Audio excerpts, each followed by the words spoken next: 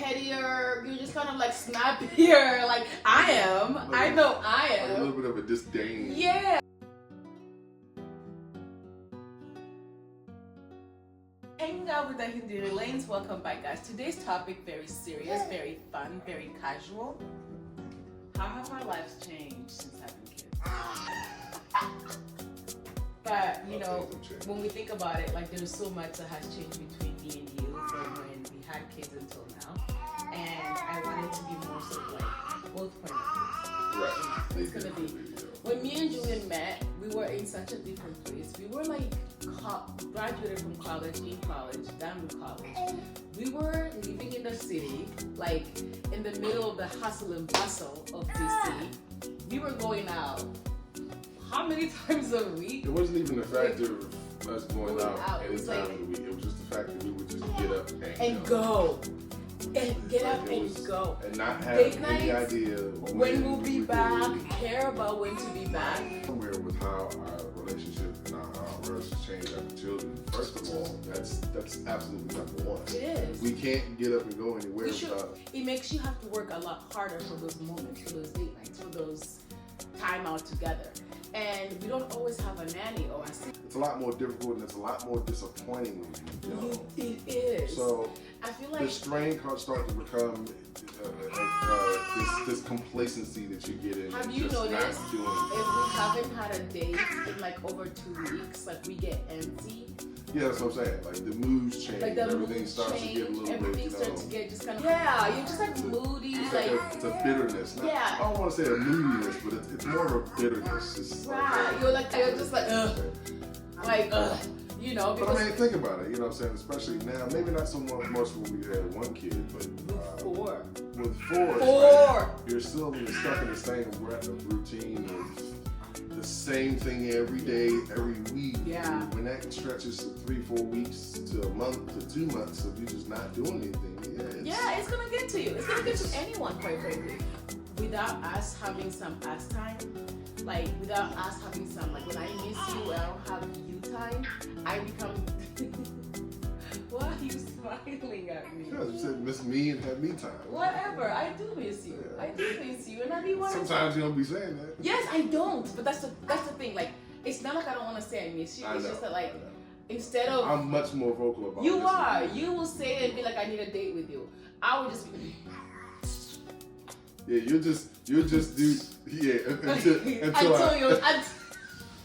until I get the message. And that's if I ever haven't already been proactive about it. So you got time to go to the grocery store, but you can't take me out. It's funny because it's like and then I gotta think, I'm like, why is she pissed off for going to the grocery store? Like, I'm getting food for the kids. Like, this should not be a thing that you're upset about. You gotta think to myself, when was the last time I took her out? Huge misconception. You will never stop whining and dining your woman. Period, baby, because I must be wined and I must be dined and I must be dated. You will never stop. As I must. Like, look at me over here like everybody thinks like, that wine and dine phase. It's not a phase. We're moving on to better things. No, it's not a phase. It's a continuing thing. You will never stop whining. It's funny to me because he will say things like, I'm now beginning to say this, but before I didn't. I would just get an attitude. But now I say things like, oh, babe, I want some you time. Before I would just. See, even he don't like that look. Have changed after having kids. Dating is a lot harder. Dating has to be intentional. So some of the things that's helped us is actually being, again, intentional about dating. So when we don't have a nanny, we do things at home a lot. And I know someone's saying like, oh, well, dating at home is not the same. It can be. It isn't, but it is until you see, this is where it is. It's the effort. Yeah. Again. Yeah. So if I'm doing things at home until I can get the suitable needs to take you out, then that will suffice, especially if your woman knows or your partner knows or whoever it is knows that, hey, this isn't happening here, but by this date, we're just going to continue doing this, and this date, it's an absolute definite. And if you're working on it, then it's not a problem, but if it's just... You have to also be intentional, like just hanging out on the couch is not a date. However, if we talk about it and we say tonight, like we're gonna have a date at home and we make something out of it, like we plan it, like you get some snacks, you get cute, you get dressed, and you play some games. Yeah, just because you're at home don't mean you can't get right, like get nice and dressed. In your element. You know what? When we were in the pandemic and we weren't going out, we did a lot of fun We actually home did dates. a couple of. We did some really good home dates, and then you know what? My favorite date that he's done for at home. He's a good When I cooked. Yeah. That was some bomb steak. That was some bomb steak. That steak. If you can't get a nanny or if you can't get a sitter, then having an intentional home date is very important. Another thing is being intentional with your kids' time, meaning putting them on a schedule. Yeah. That could be a whole other video.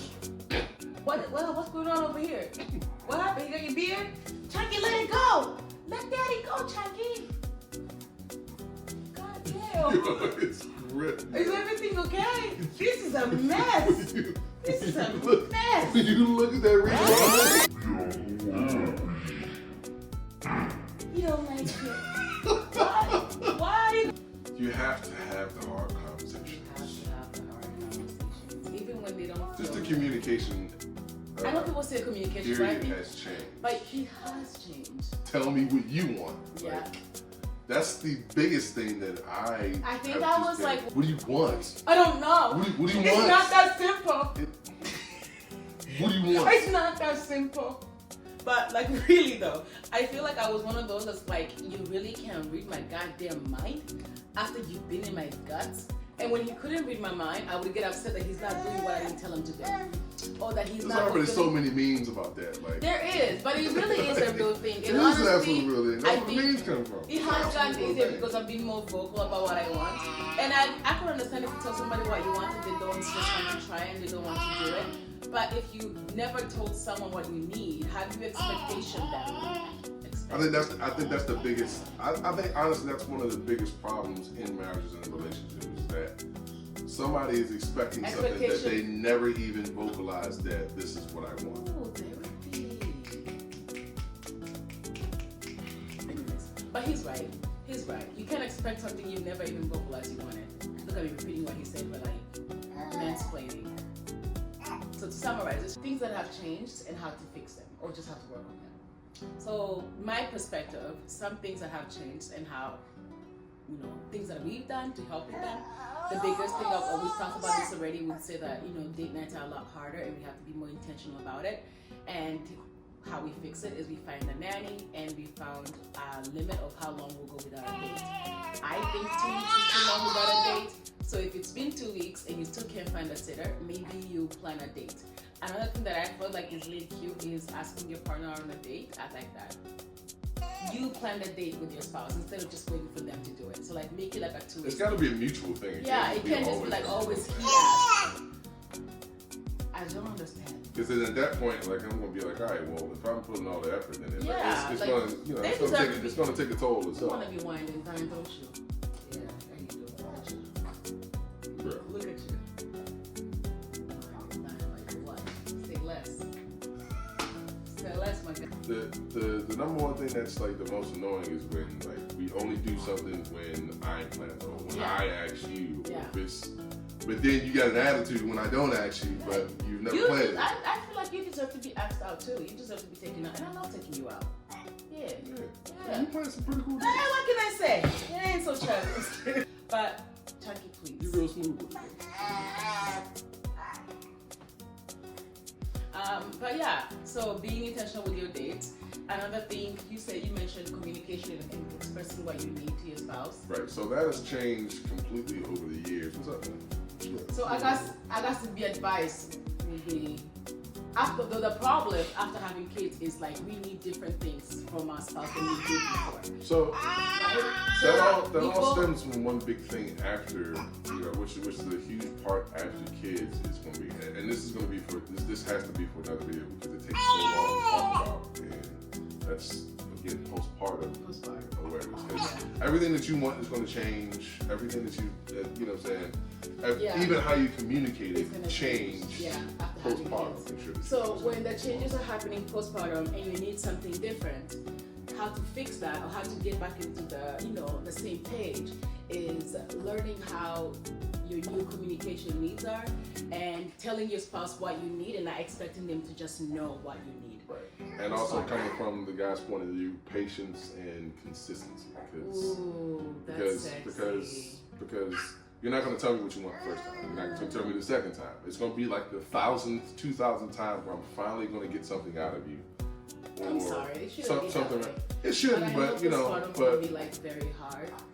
Yeah, it's not even so much that you're doing it intentional. It's just you're going through so much right now. You don't really know. You don't even know how to communicate that to me. You know what I'm saying? So by the time you figure it out, it might be the 2,000 or 3,000 times that I've tried to figure it out with you. But I've been trying to figure it out the entire time, and then you finally like, oh, I got it. This is what I'm trying to say. So if I'm not patient, I just get frustrated because I don't know. It's just gonna, and you know that has happened. It's happened plenty of times. Yeah. I mean, obviously, if I don't find something, I'm just like, I'm frustrated because I don't know how to fix it. Yeah. I want to fix it. I want it to work. I'm frustrated because it's not working and I don't know how to do it.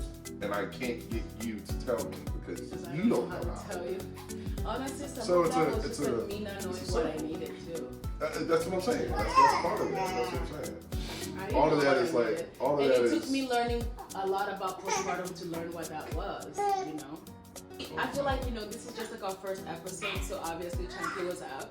But we're going to be dropping an episode every week, so you guys get a hang out with the Hindi lanes. I need a little jingle. Anyways, so.